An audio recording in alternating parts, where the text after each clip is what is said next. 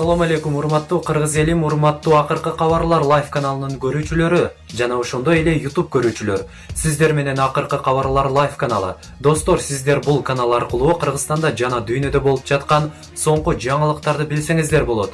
Эгер сиз биздин каналда биринчи жолу болуп жатсаңыз, анда подписаться жана коңгуроону басып коюңуз. Ошондо бардык жаңылыктарды жана ошондой эле биринчи видеолорду, жаңа видеолорду биринчилерден болуп сиздер көрө аласыздар. Эгер видеону көрүүгө даяр болсоңуз, анда биз бүгүнкү программабызды баштадык. Бизге колдоо иретинде лайк басыңыз жана биздин каналга жазылыңыз.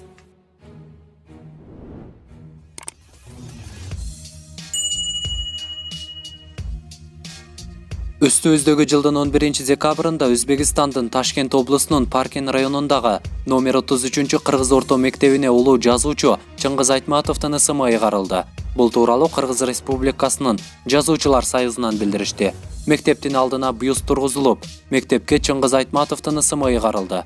Иш-чарага өзбек-кыргыз адабий байланышын бекемдөө максатында Улуттук жазуучулар союзунун төрагасынын орун басары Тынчтыкбек Нурманбетов жана Алатто журналынын башкы редактору Кеңешбек Жусупбаев катышты. Боордош Өзбекстандын Борбору Ташкент шаарында Чыңгыз Айтматовдун 90 жылдыгына байланыштуу мамлекеттик деңгээлдеги иш-чаралар өткөрүлдү. Тагыраак айтканда, Ташкент шаарындагы эң кооз көчөлөрдүн бирине Чыңгыз Айтматовдун ысымы ыйгарылып, эстелик тургузулду. Эстеликтин расмий ачылуу аземине Өзбекстан Республикасынын расмий өкүлдөрү жана Кыргыз Республикасынын Маданият, маалымат жана туризм министрлигинин стат катчысы Б. Секимов катышып сөз сүйлөдү деп айтылат маалыматта. Өзбекстан Республикасынын президенти Шавкат Мирзиёевдин жарлыгына ылайык улуу жазуучунун 90 жылдыгына байланыштуу иш-чаралар мамлекеттин бардык мекемелеринде, мектептерде жана жогорку окуу жайларда өткөрүлдү.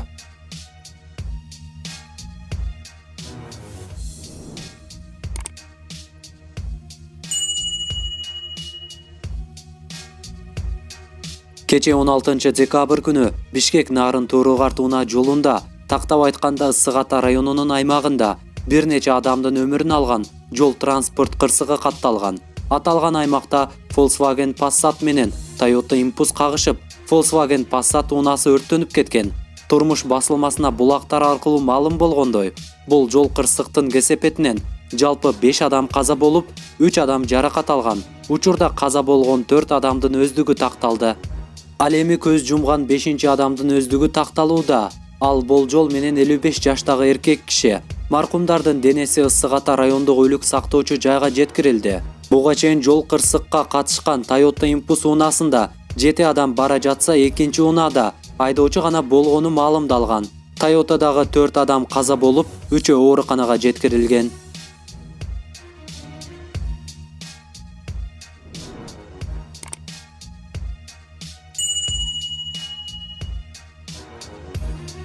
Ошто кыргыз-өзбек чегара маселеси талкууланат.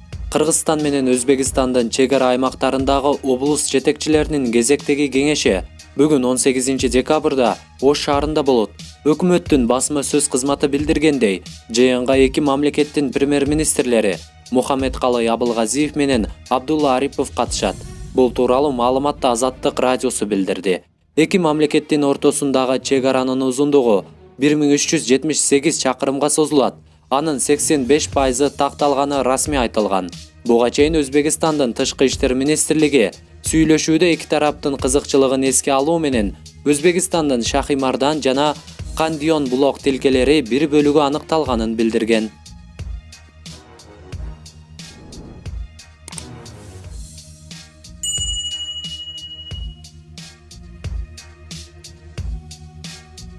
Бишкек шаардык соту Исаковду 5 январга чейин камакта калтырды. Бишкек шаардык соту 1 май райондук сотунун мурдагы өкмөт башчы Сапар Исаковдун камактагы мөөнөтүн 2019 жылдын 5 январына чейин узартуу тууралуу чечимин күчүндө калтырды. Бул тууралуу Исаков мүчө болгон Кыргызстан социал-демократиялык партиясынын катчылыгы билдирди. Райондук соттун чечими 1 декабрда чыккан. Буга макул болбогон Исаковдун адвокаты Нурбек Токтакунов Бишкек шаардык сотуна апелляциялык арыз менен кайрылган. Исаковду камакта кармоо мөөнөтүн узартуу тууралуу өтүнүштү Улуттук коопсуздук мамлекеттик комитетинин тергөөчүлөрү берген. Муну жылуулук электр борборун жаңылоо боюнча курулуш техникалык экспертиза даяр эместиги менен негиздешкен. Бишкек жылуулук электр борборун жаңылоого байланыштуу кылмыш ишинин алкагында айыпталган мурдагы премьер-министр Сапар Исаков 5-июнда камакка алынган. Ал өзү бул иште саясий боек бар экенин айтып келүүдө. Соттогу отурумдарда Исаков тергөөгө жардам берүүгө даяр экенин билдирип, бөгөт чарасын өзгөртүүнү суранган.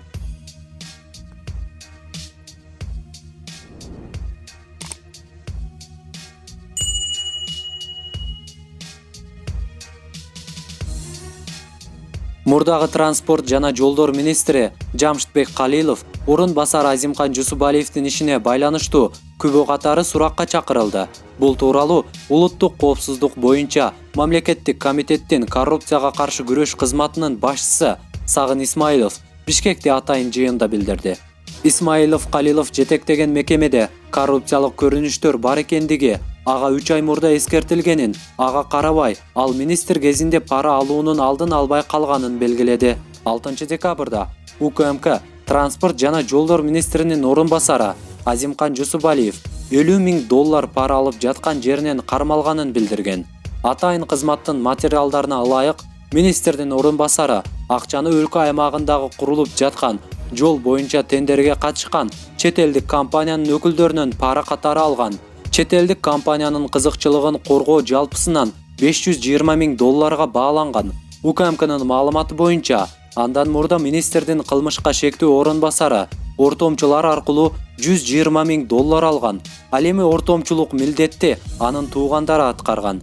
14 декабрда өткөн Коопсуздук кеңешинин жыйынында президент Сооронбай Жээнбеков транспорт министринин ири өлчөмдө пара алган деген шек менен кармалган орун басарына байланыштуу Жамшитбек Калиловду сынга алган. Калилов 15 декабрда өз каалоосу менен иштен кеткен.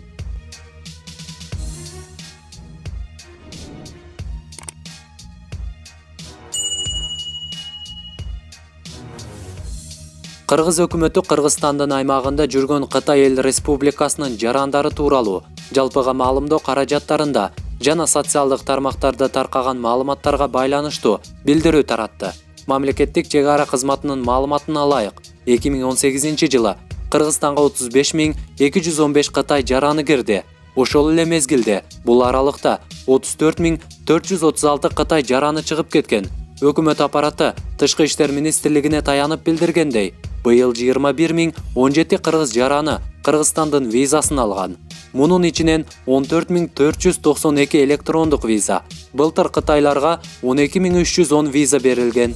Мамлекеттик каттоо кызматы болсо, Кыргызстанда убактылуу жашаганга 11,966 Кытай жараны уруксат алганын, алардын ичинен 9,498 убактылуу иштөөгө укук алганын кабарлайт.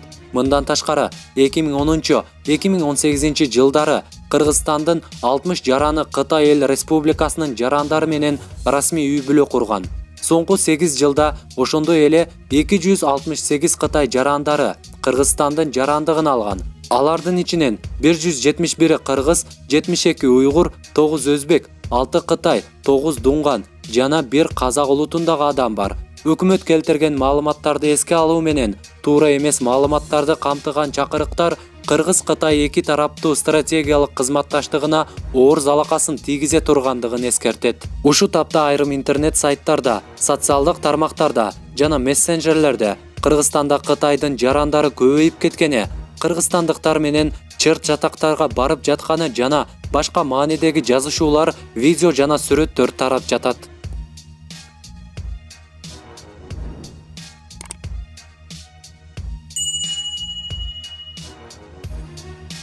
Бүгүнкү күнгө алынган маанилүү жаңылыктар мына ушулар болду.